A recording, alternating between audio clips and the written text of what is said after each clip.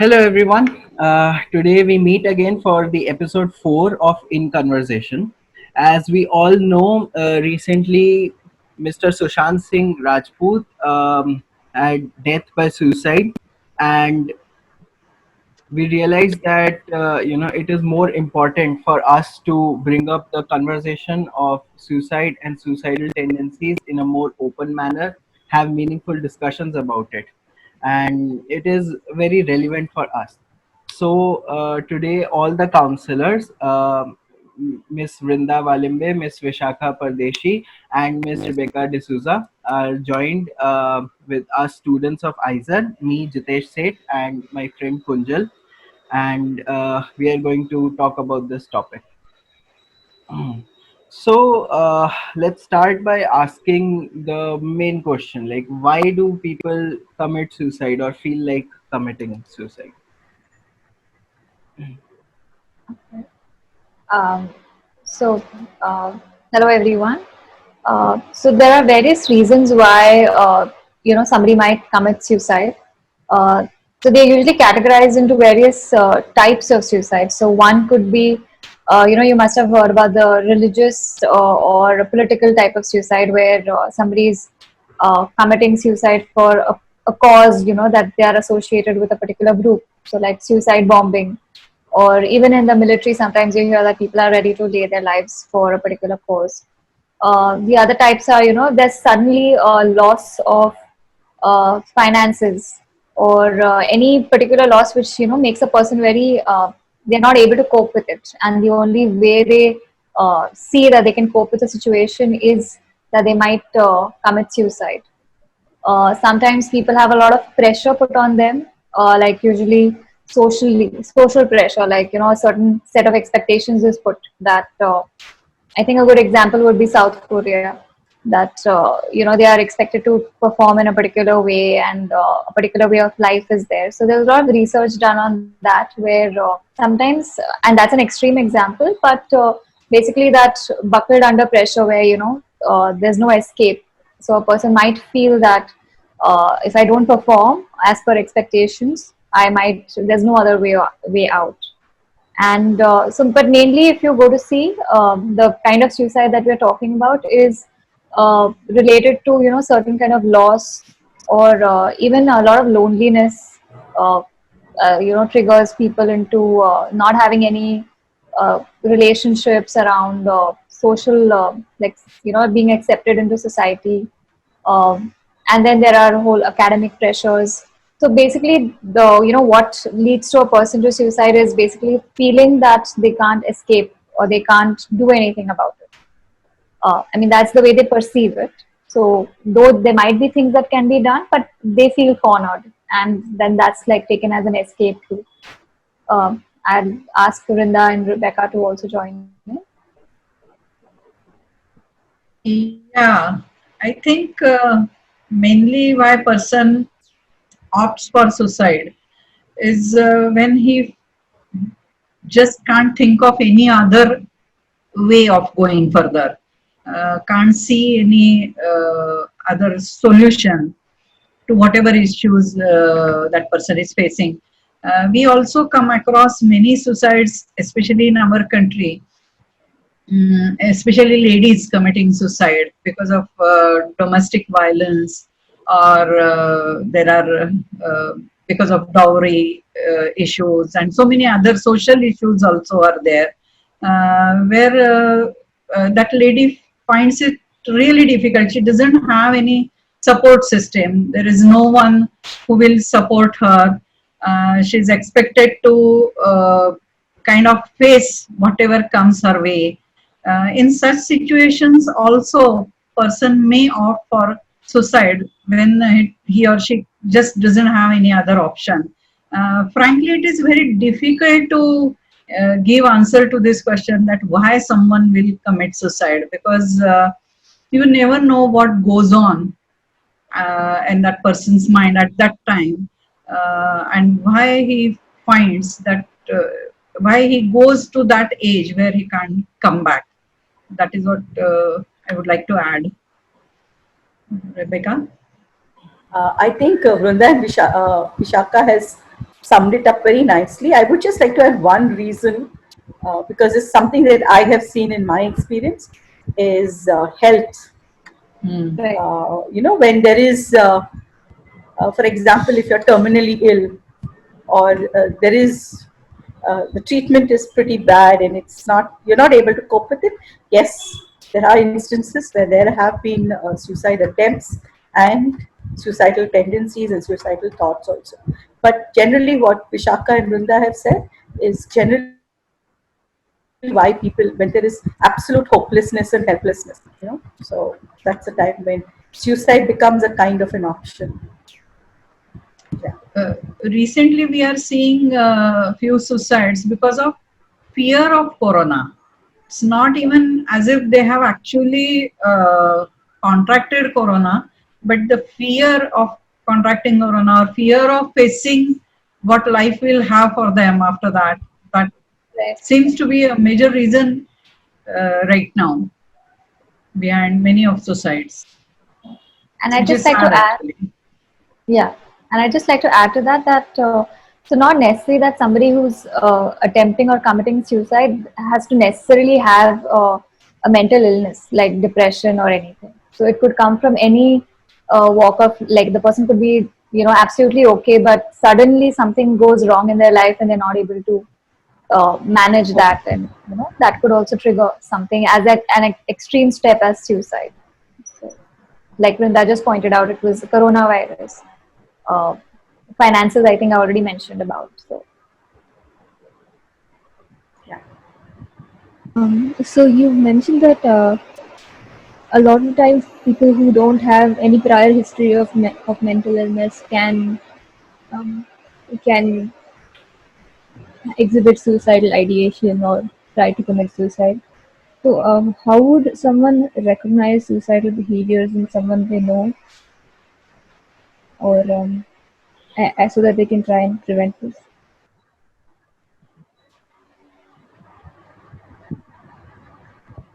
I think Hello. Rebecca, yeah. Okay. I think first, to be able to recognize a particular behavior, you need to first have a kind of a connection with the people that you interact with. Because if you know them, then you will recognize when something is not right, when something is going differently. But first thing that jumps to my mind, and I'm not going to talk all the points because all three of us are going to distribute it equally. But the first thing that always strikes is when there's a change in behavior. Something that was never there is now. So like, for example, if I'm a very social person, all of a sudden I withdrawn. I don't like to go out. I avoid certain social situations. I don't like to talk to my friends. Something that gave me pleasure previously doesn't give me any pleasure right now, and I don't want to do it at all. So withdrawal from people or even things that interested me. Yeah. Vrunda and Vishaka. Yeah, like Rebecca said, there are sudden changes, and there are also, observable hints in behavior of that person if he has got suicidal thoughts. Sometimes they suddenly contact people whom they haven't contacted for many years.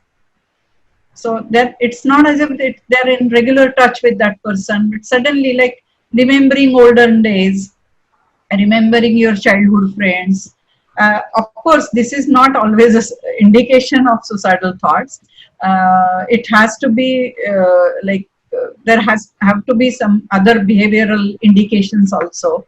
I will give you one example. A few years back, there was one event.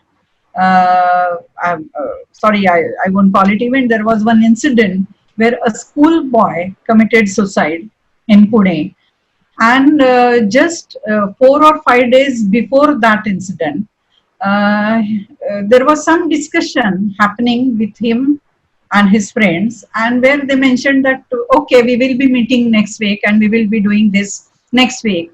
And he said, no, I may not be there. Now, this sentence can be taken very lightly. Nobody will take this sentence as an indication of suicidal thought, because otherwise there was nothing in his behavior actually. Otherwise he was completely normal, completely, and he didn't even have any apparent issues. So, unless, like Vishakha rightly said, unless you are tuned to that person, unless you have that kind of connect with that person, you can't really judge by the behavior. But yes, there are some sudden changes in behavior, appearance, or the discussion topics of discussions also change. Like normally, if they are bubbly or very enthusiastic, outgoing, suddenly there is change, and topics of discussion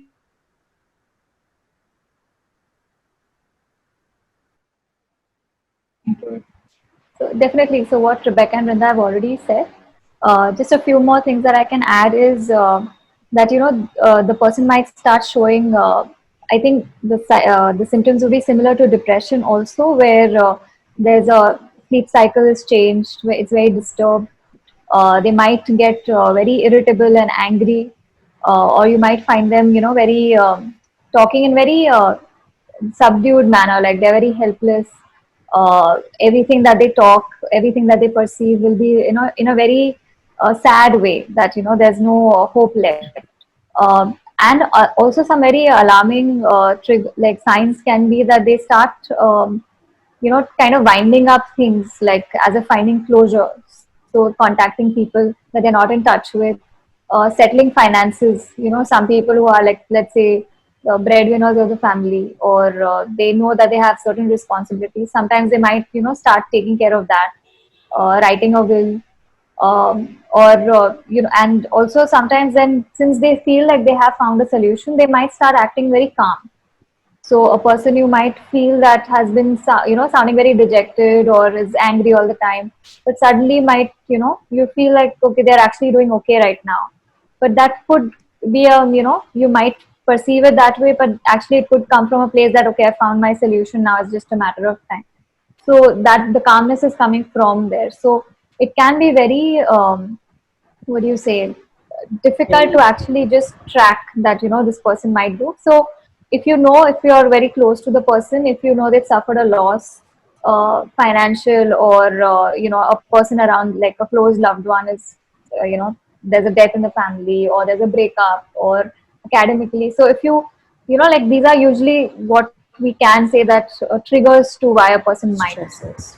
and stressors. Yeah. So I think just being mindful of, just being in touch with these people in some way, knowing that, these people are at a sensitive place in life, and they're not that actually doing very okay, could be helpful. But yeah, so I think these are some of the identifying symptoms that you can see in people.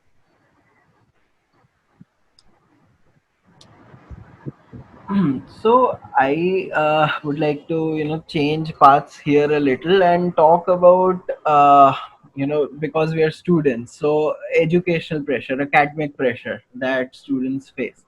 So like I feel very, I don't actually relate to people when they when they are so sad because they're not able to perform well in some of the exams. So I would like to try to understand what is happening, if why do studies affect people so much that they might be driven to consider these possibilities, consider the possibility of suicide.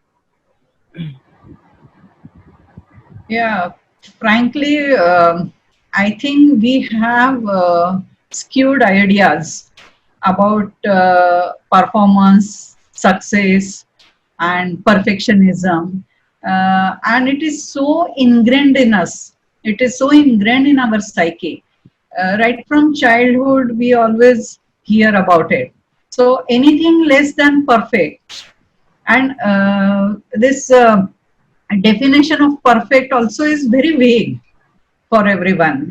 If you try to understand what do you mean by perfect, so they are never really focusing on the efforts, but it is always about Outcome. success with reference to others. and this with reference to others is something uh, which really bogs you down or really bothers a person. And it's difficult. I find that it is very difficult for anyone to, though they understand, when they are thinking logically, they do understand that this is not the way to go ahead, but still they find it really tough to ingrain it or accept it and bring about the change. It takes a long time for people to do that, but I find that as a major contributing factor in this stress. Maybe just as a parent, I would like to say something. Uh, your personality or your yourself, your identity, sometimes is a sum total of your academic performance.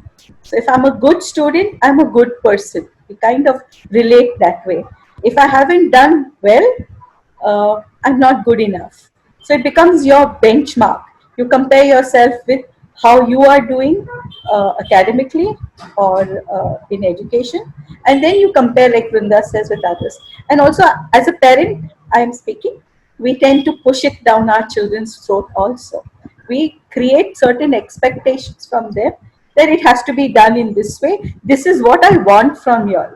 So sometimes the child is caught between the two, their own expectations and what the parents or society or culture demands. And in India, we are academically driven.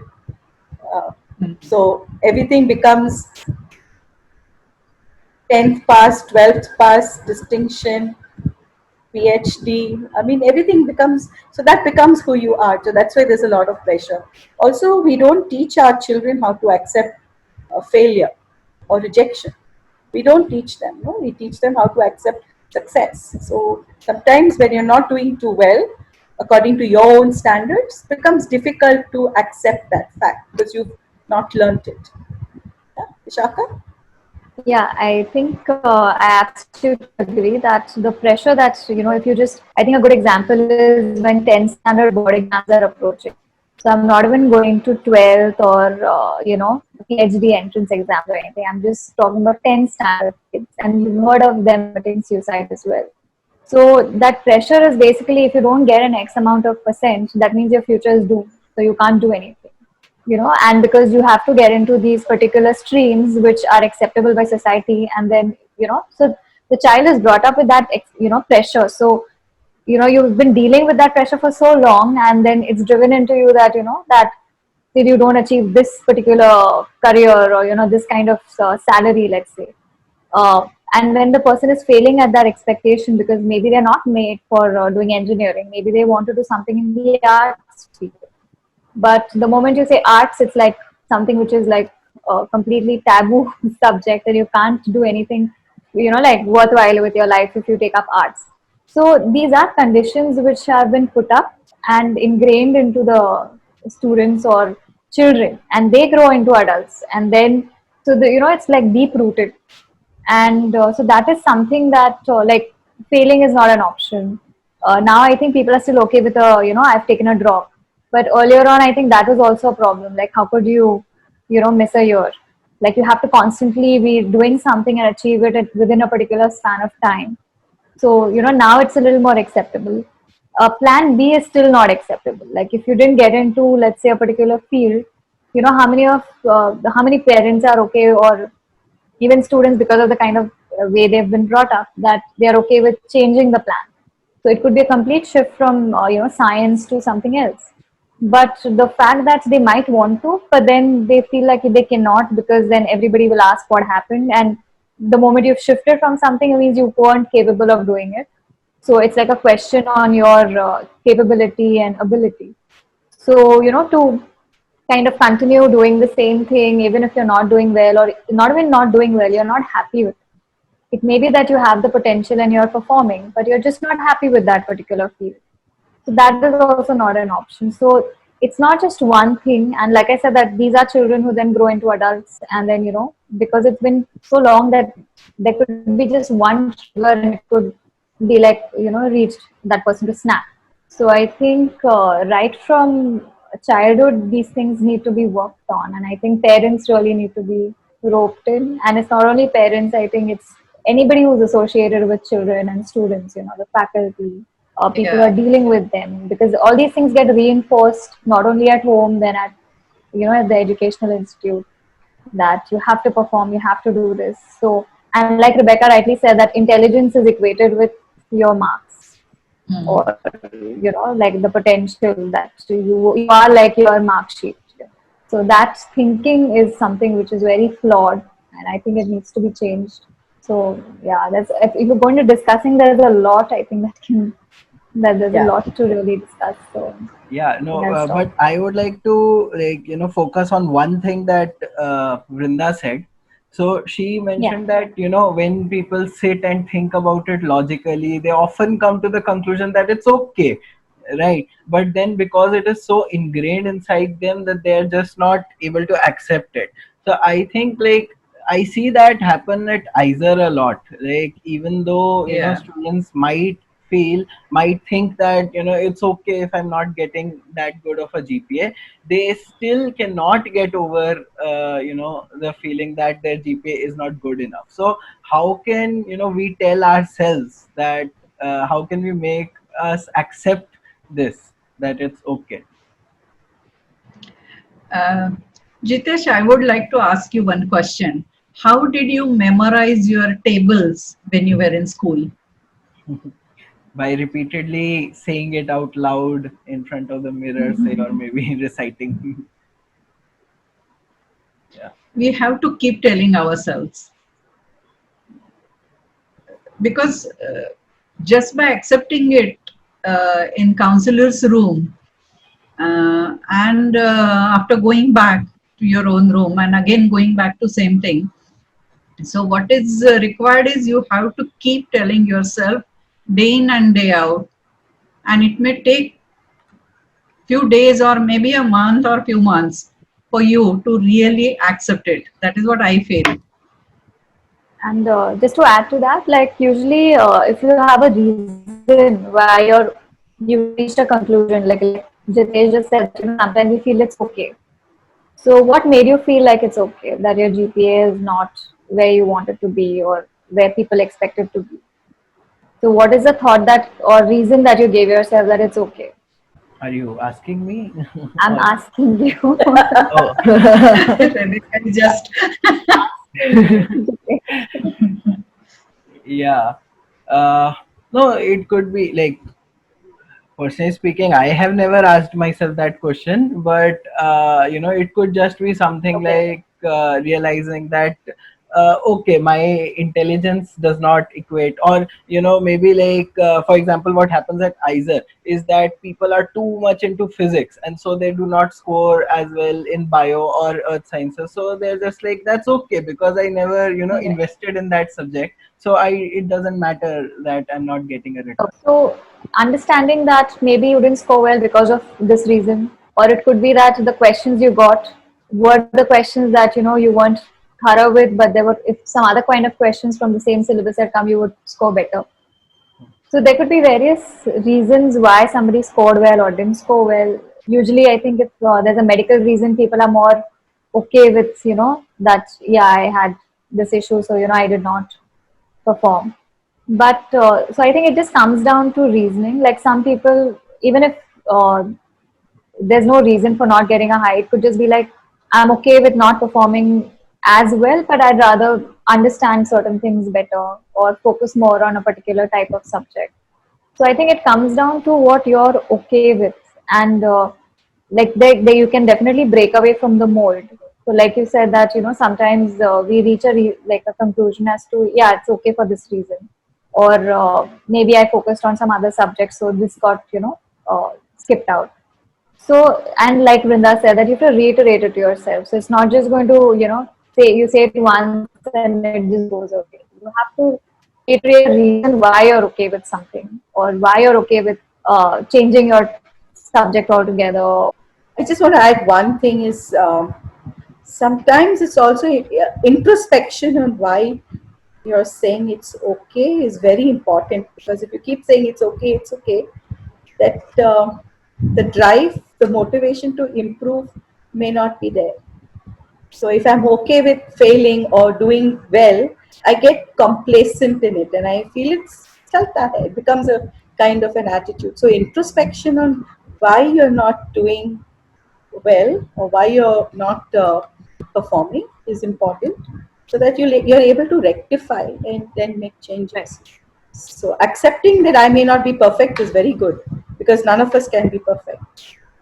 But getting used to a particular standard can sometimes become a crutch. You know? So that's one thing I want to say.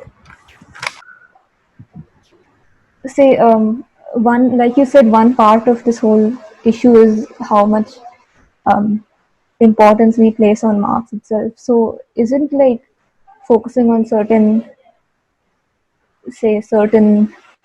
aspects of your marks and saying, okay, this is the reason why I didn't do so well, so it's okay. Shouldn't we be focusing more on like shift? Shouldn't we be paying more attention to shifting our focus from marks onto say less or different areas that may be more beneficial mental health wise? So just to understand your question, you're saying that rather than focusing on what is not working, like maybe if you've scored less, so rather than thinking or focusing on that, you should focus on other strengths and abilities or what is working Right, for right. you. Yeah, so Like that say, definitely, go ahead. Sorry, you were saying. knowing that okay, I didn't do that well in the exam, but I'm not going to focus on my marks. I'm going to focus more on how much I've actually understood and whether I feel like I've actually gained something from this course rather than whether or not the letter on my sheet is feels Right. good to me or not. So I think, and this kind of ties up with the previous thing that we said that you like not just reiterating that you're okay with something, but the reason, and the reason would be that you're okay with it because you gained more knowledge, or there were other things that you did in that year. So it was not just that. So you're okay with not scoring well, let's say, because there were so many other things that you did. So I think the reasoning, you might focus on any like various things. So it could be strengths or what positives happen in the year. Or one of the reasons, like Jitesh said, that you scored well in another subject which took away most of your time, but something else landed up not working out. And or it could be you got to work in a particular lab, so most of your time went there. So you really worked on a particular project that you really enjoyed doing. And for some people, I think, and it's a very pleasant change. Sometimes students come to me and they do say that they're not really very marks oriented. They're more here for the experience, or gaining a particular kind of knowledge they need in the whatever future aspirations they have. So they themselves don't put pressure of marks on themselves. So sometimes just you deciding what's working for you, and what's not working for you, and then approach things in that manner. And so then for that, then coming back to the marks, then you have to be okay with it, that okay, this is what I was okay with. Like I'd rather like sometimes students attend extra classes which are not related to what they're studying at all, because they're interested in the subject. So if you're here for the experience, let's say, then you might not be able to perform as well, but then you have to be okay with that, because you have these other reasons for paying attention to other things that you feel is adding to your resources. So I think it comes down to you, because I cannot tell you should feel bad about your marks or you should feel bad about how you're doing. It comes somewhere from within also. So you might have to create that filter, that what you um, let in and what you decide that this is not working for me, so I'll keep it out. And then, like Rebecca said, introspection, because then you can sit back and think that okay, now I need to do this, maybe this is something that I need to work on, because ultimately you have to achieve certain things that will help you complete the course. So it's not, there's no escaping from certain criteria that have to be met by students. So we cannot say that it's okay if you just fail a course and you don't get away with it. So you have to finish certain criteria. So a little bit of pressure is important for you, so you find what works best for you and how you deal with it. I Right. So I wanted to talk about, like, if one of our friends feel like we feel that our friend is going through something, or they might have suicidal tendencies. When is it okay to bring up this topic in conversation, or how can I help? Like when they are feeling uh, such tendencies. So first and foremost, again, I like to reiterate is that having a connect is very important, because then you'll be able to observe the changes. Uh, it's okay to ask a person even upfront. Like, are you feeling uh, different? Are you feeling um, threatened? Are you feeling like upfront? You can even ask, are you feeling suicidal? It's okay. It does not have a negative or like a backfire effect. It's okay to ask. Uh, Yeah. Asking the person how you're doing. So it's okay first to approach that topic up. Don't be afraid to ask. Sometimes all they need is to somebody to listen. So if you're there and you're available, it takes only that much. Should I Yeah. continue, or Vrinda? So Yeah. I'll just continue with what Rebecca just said, that yes, definitely, it's okay to not be afraid, because usually I think people get thrown back when somebody around is talking about death and suicide. So I think it's more about how we are afraid to approach it, and we feel it's a very delicate thing to approach. But sometimes the person might just be sort of testing waters, like just to see how you react to it. And the fact that they might be talking to you about it because they don't actually want to, maybe because it's something that they've concluded that this is probably the only option. But the fact that they're talking about it more often than not does point to the fact that they're not entirely okay with it. It's just that, okay, I don't see any way out, and this is probably the way out. But then the fact that I've reached out, like many times people themselves contact a helpline or a counselor or a psychologist, but the closest people are usually friends and family that they're comfortable with. So if you are able to be a little non-judgmental without giving like a reaction which will shut them up, rather being a little open to just listening. So I'm not saying you will be like a professional and you'll be able to solve their issue, or but just if you are there for them, hear them out, and since if they're talking about it, maybe then you would be able to guide them to as to what they can do about it, or like seek help, or you need to probably sometimes call for help if you feel that it's too much, that they're actually way too much into it rather than just talking about it, where they are discussing more details, and you might need to get help for them. But at least, yeah, the initial step would just be hearing them out and making them feel that it's okay to talk about it. It's not something which is they're going to be judged for. Because many times we do hear people have attempted or committed suicide, and people around will be like, "That's such a cowardly act," and there's a lot of judgment passed on that, and that's why people find it very difficult to even say the word. So, let alone saying that I'm feeling like doing something like that, or I'm thinking about it. So, yeah, I think being there is important. Vrinda, you could add to Yeah, that. uh, like what Rebecca or Vishaka said, people tend to pass judgment. Also, I feel that many times the reaction of people around is more of a panic or anxiety if someone expresses suicidal thoughts rather than discussing it in a more of matter of fact way. So instead of having any knee jerk reaction, be open to the discussion completely non judgmentally. And I also feel that many times we are shy. We feel that it is encroaching on personal space to ask someone if you are facing any issues, you seem to be depressed, you seem to be not doing well, would you like to talk? Maybe we will gather a courage to ask once, but if that person may not talk at the first time, when you ask, so it is okay to ask again. So we need not feel that I asked and that person is not probably comfortable to share. So it is okay to ask again, because that is the only way we can help that person. Being there to listen, being there available, so that that person can share what is going on through his mind, what he's feeling, what is going through. So yes, it is completely okay to ask. So it's okay to ask for help. It's okay to also listen, and if the need comes to also direct, you know, in the sense where to go, what to do.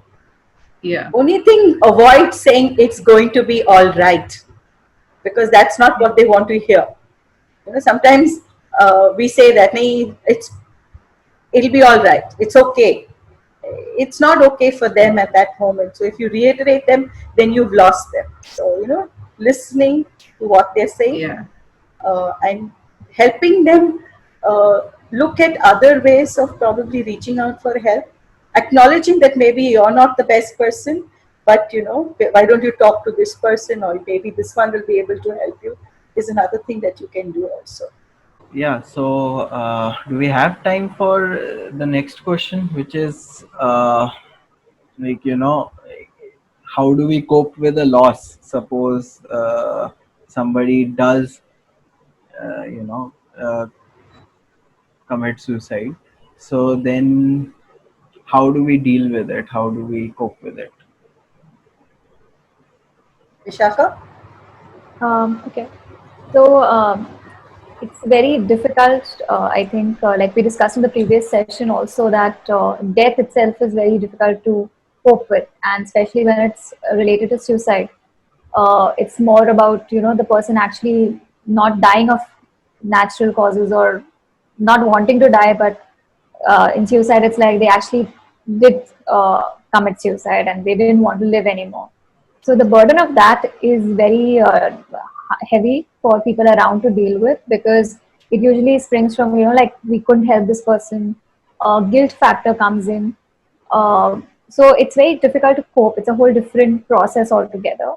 So it may not happen immediately. You take your own time, but I think the moment you feel that the guilt is just not going away, it's very natural to think, feel guilty. But then, if it's just getting the better of you, uh, that's something that you probably need to get help yourself, because maybe you were like around this person and you probably tried helping, or sometimes, like where you just don't know, out of the blue a person commits suicide, and you were there but you didn't know or you didn't realize.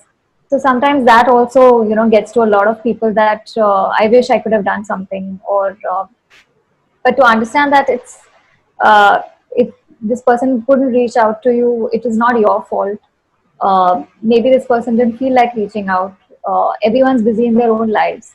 So like there are various factors that come into play, but if you feel that it's affecting you a lot, I think the best way is that after a certain period where you're not able to function back into your usual life, and if you feel these thoughts just keep coming back, I think you yourself have to, seek help, like talk to someone about it. Sometimes just talking to people around you might help.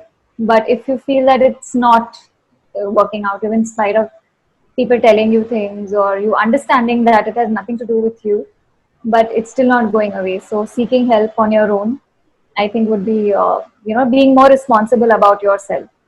I think would be important. And would I think Rebecca would add to that? Yeah. The other thing is when you want to reach out to the family of somebody who has passed away or committed suicide, is that giving them their space to mourn, to grieve. We have this instant need to reach out, but I think unless the family doesn't ask, or you Yeah. don't have that kind of connect, it's better to withdraw for some time. It's important that the family mourn by themselves, then you can reach out to them if you want to help them also kind of uh, accept and to go on with what is happening. And for yourself, give yourself also time to You can't get over anything in a jiffy. It takes time. So allowing yourself that time to grieve, to mourn, to let go, and to find closure. That is what is important also. And like Vishaka said, I think we tend to think that we are supermen women. No? I should have been able to recognize that things were wrong. I could have. It's sometimes not uh, in my hands. I could not do anything. Vrinda? Yeah, like they both have summed up majority of it. Like yes, foremost thing is avoid feeling guilty. Allow yourself time, take professional help, because many times cathartic helps in healing. So I think focusing on your usual routine also will be helpful, because your focus, shifting your thoughts, instead of all the time brooding over that incident, also is many times helpful, because basically it is a loss, any kind of loss, whatever you feel, it takes time to get over that. So give yourself that time. That is the only thing you can do to help yourself.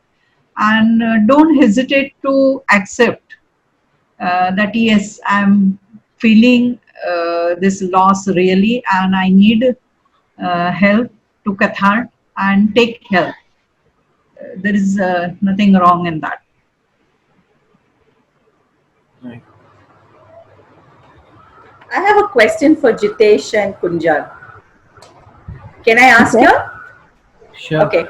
Um, um, Suppose some a student comes up to you and says that uh, I don't feel all right, and I'm thinking of ending it all. The future is absolutely bleak. Nothing's going to change, and I think I'm going to end it all. What would you do in this situation? It depends on whether I know them or if they are. Because if I know them, I think I would try to talk to them a little more and try to like listen and help. And if I don't know them, but I do know who their close friends are, I think I would reach out to those close friends and try to hopefully get them to talk to this person because they might have more of a connect, obviously while after asking the person, of course. And I'm not sure how to help if it was just someone who I don't know. I think I would still try my best to listen and maybe help a little, but I don't think it would be as effective if I actually knew that as it would be if I actually knew them. Okay.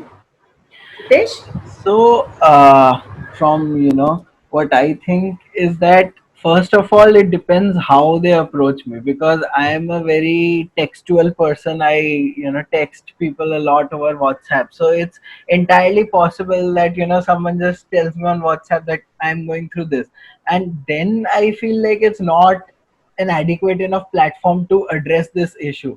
So I would try to meet them if possible and sit with them for a while. And yeah, so like the things that you've said, I have also read them, like not to say that it's going to be all right. Sometimes I think, like they also know that this is a feeling that they just have to push through. Like if they just bear with it for a while, then it's just going to go away. So then I would like try to maybe set up a time, frequent time, like maybe we have breakfast together every day, or we meet every day, we just talk. And yeah, so basically I'll just try to be there for them and help them push through, as well as I would like strongly motivate them to go see a psychologist. And if they have seen a psychologist and it's not working out, I would even recommend them to see a psychiatrist, to see if there are if medication could help. So yeah. those are the steps I would take. Yeah, I Is that would like to add one thing here, that sometimes it may happen that someone close to you expresses that he or she may commit suicide, thinking of committing suicide, and you are not able to really handle it. You don't know how to respond. You don't know what to say. So understand that it is okay to feel this way. It's not necessary that you will be able to handle it very nicely or effectively. So just accept, just tell them that, yeah, I'm there to listen and suggest taking help. But it is okay if you are not really able to respond to it very nicely, because after all we all are human beings, and everyone's coping mechanism is different, everyone's mindset is different, so there is nothing to feel guilty about that.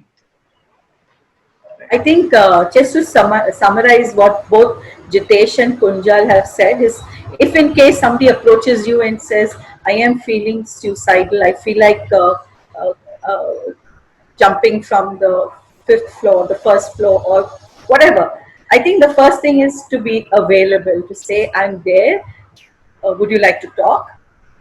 Helping them calm down a little bit. So, being around for some time till they are calm. And then, like Kunjal said, if you're not close to that person, asking them, would you like to talk to somebody who knows you, who understands you, who you're emotionally connected to?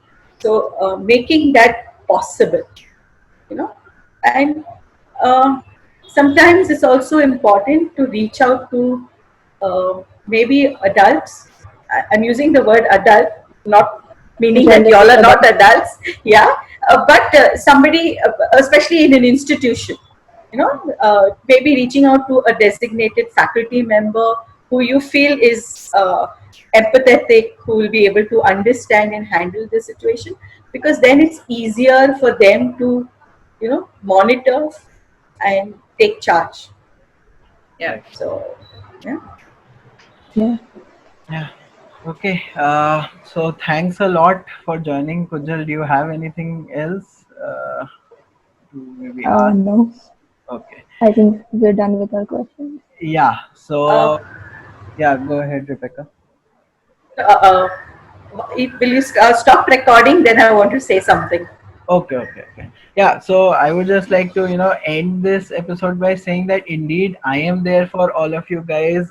Rebecca, Vrinda, and Vishakha are there for you. You can just, drop a mail at counselor@izerpune.ac.in if you are a student of Izer, and if you want to, just talk to them, discuss with them, uh, and you can, always come to me to talk about anything under the world. I would be happy to talk to you. And, And and there are helplines also available. yes, so Izer had recently sent a mail about available helplines as well. So yeah, thank you very much for joining. And so I'll stop the recording now. Thank you so much. Thank you.